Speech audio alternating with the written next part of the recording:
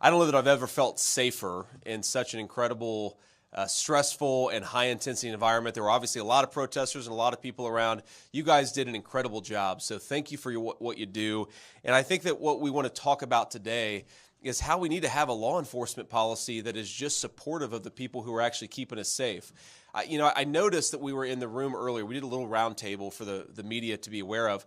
We did a little round table, and behind us, I didn't actually notice it until I got up and stood and looked at it, were all of these photos of fallen heroes across the state of Wisconsin, people in law enforcement who had given their life for public safety. And I think the most important way to honor their sacrifice is to make the job of their brothers and sisters in arms easier, right? Why did they give their lives? They gave their lives for the basic idea of public safety, and we need a president, Donald J. Trump, who makes their job easier and not harder. We've got to cut out with the anti-law enforcement craziness. We've got to cut out with some of the policies that have come from the Harris administration that make it harder for the police to do their job. And let's just talk, thank you all, but let me just say a few words about the policies that have made it harder to be a police officer, and most importantly, harder for it to just be a citizen who wants basic public safety in this country. So Kamala Harris is on a tour where she's trying to redefine her record as a tough-on-crime prosecutor. And yet, if you look at Kamala Harris's record as a prosecutor, it is the opposite of tough on crime. For example, Kamala Harris pursued a policy that would recategorize people who had committed sex crimes with minors and people who had raped unconscious victims as nonviolent crimes. And what does that mean? That means those people get out of prison earlier. That means their victims have to suffer the psychological abuse of seeing them walking around our streets sooner. And that means the police officer have a few more sickos that they have to take care of instead of being in prison where those sex offenders belong. If Kamala Harris was so tough on crime, why is she making it easier for sex offenders to get out of prison? I think the media should ask her that question. Of course, Kamala Harris refuses to answer questions, but this is important stuff. I grew up in a family where we didn't have a whole lot of money, and I was raised by a tough-as-nails grandmother who, despite the fact that we didn't always live in the easiest neighborhood, we had something that our country believed every child deserved. Whether they were rich or poor, our country believed that every child deserved public safety. And as Republicans, we don't think the government should do everything, but the things that it needs to do, it has to do well, and public safety is at the very top of the list. How can you have a country? How can you have an American dream? How can you have poor children who look to the future with optimism and hope if they can't walk down the streets of their neighborhood safely? And these police officers fight to make that a reality every single day. And Kamala Harris is making their job harder, and Donald Trump is going to make their lives easier. That's why we're going to reelect him the 47th president of the United States. Yeah.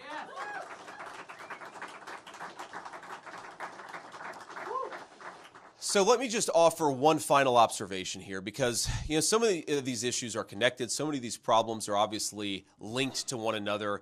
And talking at the round table with the police officers and the sheriffs really drove that point home. So I talked to one sheriff who lives about an hour away from downtown Milwaukee. And even though he lives an hour away from downtown Milwaukee, he has Mexican drug cartel members who have been doing business, selling drugs, and harming the citizens of his community. When you hear Republicans say every state is a border state, that is not just a slogan.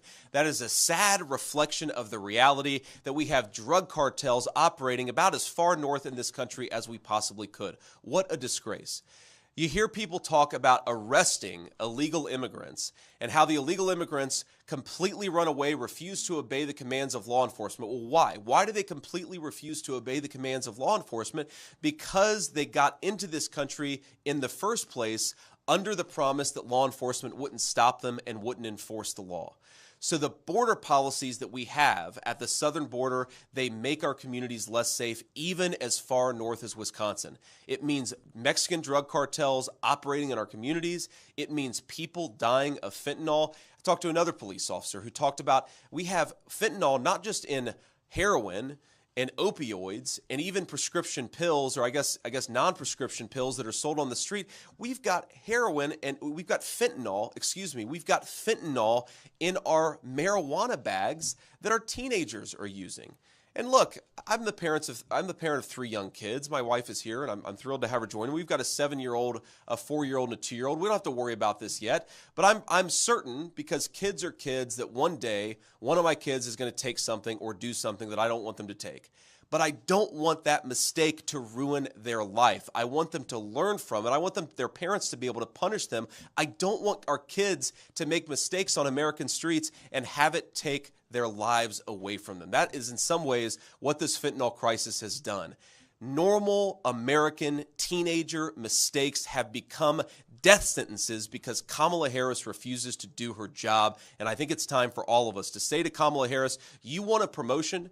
You want a promotion after your record as vice president? We think you ought to be fired, and that's exactly what we're going to do come November. Thank you all for being here. To the police officers, to the police officers, we support you. We love you. We know it's not easy to be a police officer. We know we're losing a lot of good people from the force. Some due to retirement, but some, they're just sick of all the garbage. But I'd ask you, keep at it for as long as you can. Keep doing this important work, because there are a lot of us out there who are grateful for it. And in about 6 months, your job's going to become a hell of a lot easier. God bless you guys, and thank you for having me here in Wisconsin. So, what we'll do here is we'll take a few questions from reporters before we get on our way. And what I would ask is we'll get to the national reporters if we've got time. But if you're a local Wisconsin reporter, either in the Milwaukee area or outside of it, maybe start there, raise your hand, and I'll call on you first. So we got anybody? Ma'am, in the yellow dress. Hi there. I'm Julia Fellow with 620 WTMJ. So glad that you're here.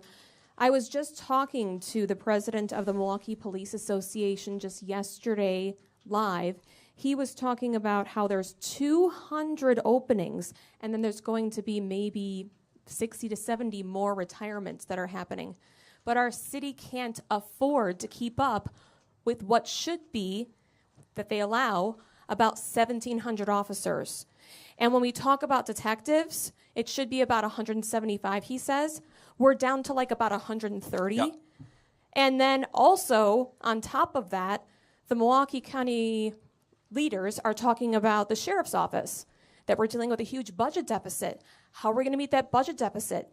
$7.2 million in overtime he was talking about with the deputies. So we're talking about money here. Sure. Who's going to pay for it? And also we're trying to get people, to be recruited. So how is the Trump organization going to pay for that and support that? Because detectives, for example, we had a local situation, Sade Robinson, I don't know if you've heard about it, but it was a terrible case. She was going on a date with her boyfriend, and then she was cut up in several pieces, and it's horrible. Ugh, it's awful. Part of her body was found in Illinois along the lakefront. Her family's really upset. But there's only so many detectives to go around with other cases. Like we have so many carjackings that are going up. This is a real issue, but how are we going to pay for it? How is your organization going to pay for that? So let me give you a couple answers to this question, because it is, unfortunately, this is a story that I hear all over our country. A lot of police departments can't recruit the people that they need to keep us safe, and it's only going to get worse unless we fix this problem, and Donald Trump and I promise that we are going to fix this problem. First of all, you hear from police officers, and I've heard this story today, but again, I've heard it from all over our country. A lot of the reason that it's hard to recruit police officers right now is because our leaders have attacked the police for so long that a lot of people just don't want to do police work anymore. That is the first thing that leadership needs to change. We need to make it clear that we want good people, we want good police officers, we want the very best to join the American police forces all over our country, because unless we have the best people becoming police, public safety is always going to be a fantasy and not a reality. So let's have leaders who support the work of police, not people like Kamala Harris who put the police down and make their life harder. That's number one. But second, when we talk about money, first of all, when we talk about scarce municipal resources, I know a lot of towns and municipalities are dealing with limited resources. We have to ask ourselves, why are the resources scarce in the first place? And a big part of the reason is that we are spending millions of dollars housing, sheltering, and providing medical care for people who shouldn't be here. Those are the people who have come in across Kamala Harris's wide open southern border. When you take millions of dollars that should go to our local police departments and you put it in sheltering and providing medical care for illegal aliens, it is the least in our community, the least of these in our communities who suffer the most. It is innocent children who need cops to keep their streets safe. It is innocent poor people who need municipal services to work, and they are the ones who suffer the most when you have a wide open southern border. That costs money. It costs a lot of money here in Milwaukee, and it is a big driver of scarce resources. So what I would propose is you have a federal government that supports our local police, that you get the illegal aliens out of this country, and you free up precious budgetary resources to hire some police and focus on public safety. One final point on this is I think to the point about making police officers' lives easier, one of the weirdest things that exists in American public policy, and I didn't realize this until a couple years ago, I was a United States Senator. I have sponsored legislation to fix this, and I know President Trump agrees with me. Police officers are actually penalized because they don't get the same access to their Social Security benefits as most American workers, because effectively the way that it works is the dollar that goes into their pension is taken out of their Social Security. So you're basically penalizing our police officers, taking away their Social Security when they want to get to retirement. I think if we stopped that, it would make it easier to recruit some police officers. Do the police officers out there agree with me? Stop that double taxation of benefits. I think so. And when I talk to police, I know that's a big driver. But look, unless we stop making the business of policing in this country so miserable by having our leaders attack the police, we're always going to have a problem recruiting the right people into police work. Any more, sir? Senator Matt Smith from WISN TV here in Milwaukee. Coming off just of everything you just talked about, it seems like some allies of former President Trump have said in recent days he needs to focus more on policy, just like you talked about, less personal attacks. I'm curious, have you had that conversation with him, and does he need to pivot, especially when you look to swing states like Wisconsin? I don't think the president needs to pivot, and if I told him that, I can guess what he'd say. I think that the reason that President Trump has been so successful connecting with Americans is even when they disagree with something that he might say, they know that he just is who he is, right? I'd much rather have a political candidate who I disagreed with 25% of the time, but was a real human being and was willing to speak off the cuff, than to have somebody like Kamala Harris who hides behind a teleprompter and doesn't speak to the American people directly unless she's got a script in front of her telling her exactly what to say. I think the unscripted nature of President Trump is one of the reasons why his campaign gives a pretty good insight into the kind of president that he's going to be.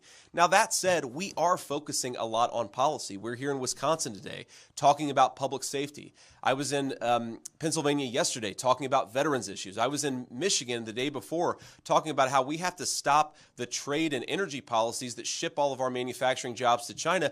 When Donald Trump was president, 12,000 American factories opened. The previous 2 terms, 60,000 American factories had closed. So we are talking about the policy and we're talking about the issues, and we're going to keep on doing that. But my only advice to my running mate is be yourself and let people see who you are, and I think he's doing that every day on the campaign trail. Anything else? Jason Calvi with Fox 6 here in Milwaukee. Democrats are criticizing your visit here to the police union. They say, you know, your running mate is a convicted felon. They also point to January 6th. Your reaction to that? Well, look, I think that Kamala Harris has weaponized the Department of Justice, not just against my running mate, not just against President Trump, but against a whole host of normal Americans for just exercising their First Amendment rights. I mean, not maybe the most significant scandal, but certainly a very large scandal is the Department of Justice went after a pro-life Catholic father of 7 for exercising his right to peacefully protest. The Department of Justice showed up. The Department of Justice leadership had officers show up at this guy's house and treat him like a common thug for exercising his right of First Amendment protest. And I think that every single police officer here would agree with me when they say that we want a strong Department of Justice that focuses on law enforcement. Why don't they focus on shutting down the drug traffickers at the southern border and the sex traffickers and let Americans exercise their First Amendment rights? That's not what the leadership of the Department of Justice should be focused on, but unfortunately, under Kamala Harris, it has. So I think that we are clearly the party and the movement of law enforcement. You talk to the field guys in the FBI, the people who are actually on the ground dealing with the bad guys, and they're as frustrated with their leadership as we are. We just want American leadership to empower law enforcement to enforce the laws. It's going to make us all safer if we do that. Any other local Wisconsin folks? And if not, I'll take a couple from the national pool. Okay. Sir. Senator Vance, Chris Cameron at the New York Times, you were talking about the relationship between crime and immigration, and my question is on that issue. Please. In an interview when you were running for Senate in September 2021, you were speaking with Jack Murphy, and you were talking about previous waves of immigration to the United States. You said the following: you had this massive wave of primarily Italian, Irish, and German immigration, and that had its problems and that had its consequences. You pointed to these problems as being higher crime rates, ethnic enclaves, and inter-ethnic conflict. Should the United States have prescribed similar policies to what you're proposing now, including mass deportation, to deal with those issues? Well, first of all, I also said there were a lot of benefits to that wave of immigration, but has anybody ever seen the movie Gangs of New York? That's what I'm talking about. We know that when you have these massive ethnic enclaves forming in our country, it can sometimes lead to higher crime rates. What we want is an American immigration policy that promotes assimilation, that no matter where you come from, you can become an American, but only if we have an immigration policy that promotes assimilation instead of doing things like what we've done over the last few years, which is have 25 million illegal aliens just setting up shop here with no control, no enforcement, and no real ability to police what's going on. That is a disaster. And in fact, what we did back in the early 20th century is that we recognized, and I think that we have to do that today, we recognize that at a certain level, America is a welcoming country to immigrants, but can only take so many people. We cannot take the entire world into this country. And I think that we're at a stage right now where we have to say we've got to slow those illegal immigration levels to zero. We do have to deport some people who have come here illegally. And I think that will promote assimilation and a common American culture that's in the best interest of everybody. Look, I'm married to the daughter of South Asian immigrants. One of the reasons why I think that we have such a wonderful and successful marriage is because we both very much feel like America is our home, like our children belong here. What happens when you have massive amounts of illegal immigration, it actually starts to create ethnic conflict. It creates higher crime rates. We've certainly seen that over the last few years, and I would like to stop it, and I know Donald Trump would too. Sir. Thank you, Senator Vance. Ma'am, sorry. It's okay. A new ABC Ipsos poll was out today. It shows that Governor Walz, Vice President Harris's running mate, has a higher favorability among Americans than you do. What's your response to that poll? And also, what can you do ahead of the October debate to try to win over more Americans and your campaign? Well, look, I don't put much stock in polls, especially at this early level. I think Governor Walz was nominated just a couple of weeks ago. He's received a ridiculous media honeymoon where they've hidden, a lot of press have hidden some of the things that he said and done. I mean, this is a guy who actively encouraged rioters to burn down Minneapolis during the summer of 2020. It's the biggest city in his country. And then, of course, his running mate, Kamala Harris, was offering to bail those rioters out of prison. I think when people know the truth about Kamala Harris and Tim Walz, their anti-crime record, their pro-criminal record, the fact that he let rioters burn down the largest city in Minneapolis, I don't think his approval ratings are going to be that high, and I think that Donald Trump and I are going to win this race. But that's what the campaign is about, right? We have a little bit less than 90 days to make our case to the American people, to persuade them that our policies are going to make their lives better. And again, I think you contrast the failed leadership of Kamala Harris with the peace and prosperity of Donald Trump. I don't think there's any doubt we're going to win this race, but we've got to run the campaign, and we've got to get out there and talk to people. That's what we're doing every single day. Maybe do one more. Any other Wisconsin people that haven't asked a question? Hi, my name is Graham Kilmer. Sir. I'm a reporter with Urban Milwaukee. You mentioned fentanyl. Here in Milwaukee, we have a fentanyl and overdose crisis that began and really got worse under the first Trump administration. So what would you do differently the second time around? Well, look, I think if you look at the actual data, the fentanyl crisis really, really took off under the leadership of Kamala Harris, under the border czar policies where she opened up the southern border, where fentanyl got completely out of control. And you talk to our law enforcement officers, and they will tell you that the fentanyl problem has gotten way worse in the last few years than it was at any previous time under any previous administration, Democrat or Republican.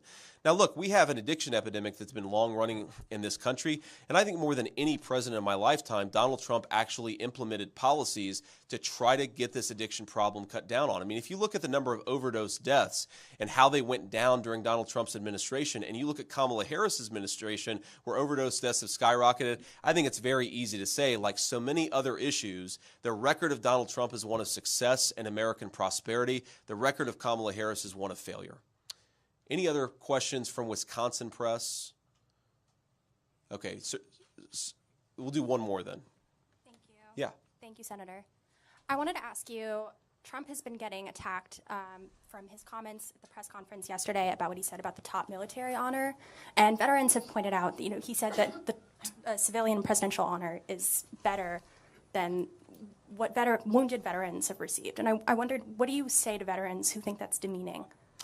Well, look, I was with a group of veterans in Pennsylvania yesterday, and trust me, the veteran community is very, very much behind Donald Trump. So, look, what I would say to people is, look, what President Trump said during a ceremony, and I haven't seen the entire remarks, but my understanding is President Trump said during a ceremony that a person who received the Presidential Medal of Freedom, he was saying some nice things about her. He was saying some complimentary things about her. Donald Trump, I've seen give out a Congressional Medal of Honor. I've seen him give out a number of awards and commendations to military veterans. And of course, I myself am a Marine Corps veteran of the Iraq War. This is a guy who loves our veterans and who honors our veterans. I don't think him complimenting and saying a nice word about a person who received the Presidential Medal of Freedom is in any way denigrating those who received military honors. They're two different awards, and I think the president was saying some nice things about a person that he liked, and that's a totally reasonable thing to do. All right. So with that, before we close here, I want to bring up a couple of law enforcement officers just to say a couple of words. And we have, first we have Alexander Ayala. And Alexander, come up and say a few words if you would. Thank you. And Alex is going to talk, and then our next guest is also just going to talk about some of the law enforcement challenges and some of the ways that if we have better policy, we can actually make this country a lot safer. Go ahead, Alex. Hi, my name is Alexander Ayala, and I'm the president of the Milwaukee Police Association. I am a 24-year veteran of the Milwaukee Police Department. Senator Vance, thank you for being here to amplify our message that our members provide the highest degree of service to our community. We like to say that the Milwaukee Police Association is the force behind the force, and we use the words honor and service when we talk about our brave men and women of our department. Their importance extends far beyond the uniform and the badge, and it's about their commitment to serving and protecting us and protecting all of us. The challenges of policing in the city of Milwaukee are many. Low bail for dangerous criminals, the need for honest and concentrated efforts to pursue those offenders wanted on bench warrants, low officer morale, and an often anti-police society, rushes to judgment in officer-involved shootings, not to mention the staff crisis that requires officers to spend more time away from their families. Some areas of the city will at times go with only one squad to patrol the entire area of 44,000 citizens. As squads get pulled to other parts of the city to address high priority calls, which can often be more violent in nature, that requires more officers. The Milwaukee Police Association believes that the solution to these challenges can be found right here. That's why the MPA is endorsing the presidential ticket of Donald Trump and JD Vance, because addressing these issues isn't political, it's truly a matter of life and death to Milwaukee. So thank you. Thank you. Great. Thank you so much. Great. And please stay up here, Alex, but I also want to have Andrew Wagner come up. Andrew was just recently retired as a career law enforcement officer, but he told me his wife has already put him back to work. So, Andrew, I appreciate you being here. Thanks.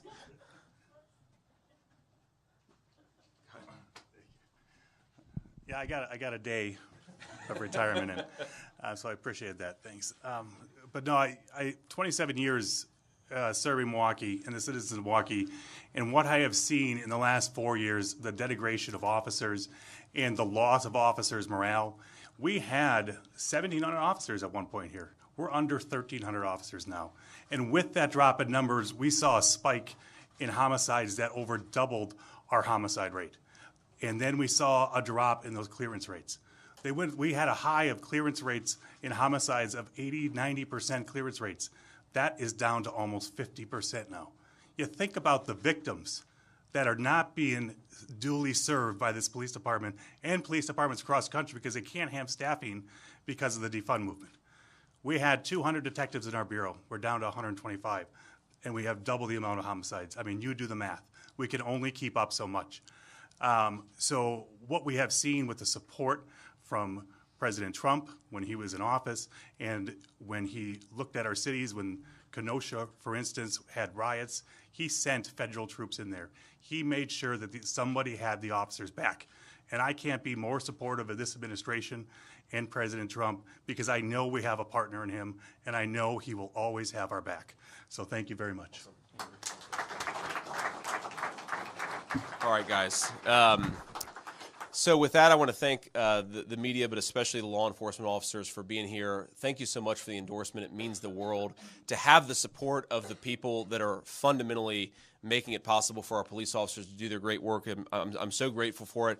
I will say before we go that for the first time, Ush and I just decided to bring our 9-month-old German Shepherd on the road with us. And if you know what a German Shepherd looks like, you know that he looks like a police dog. So we're about to hit the road, but nobody kidnapped my dog because we want him back. God bless you guys. Thank you all. Good to see you.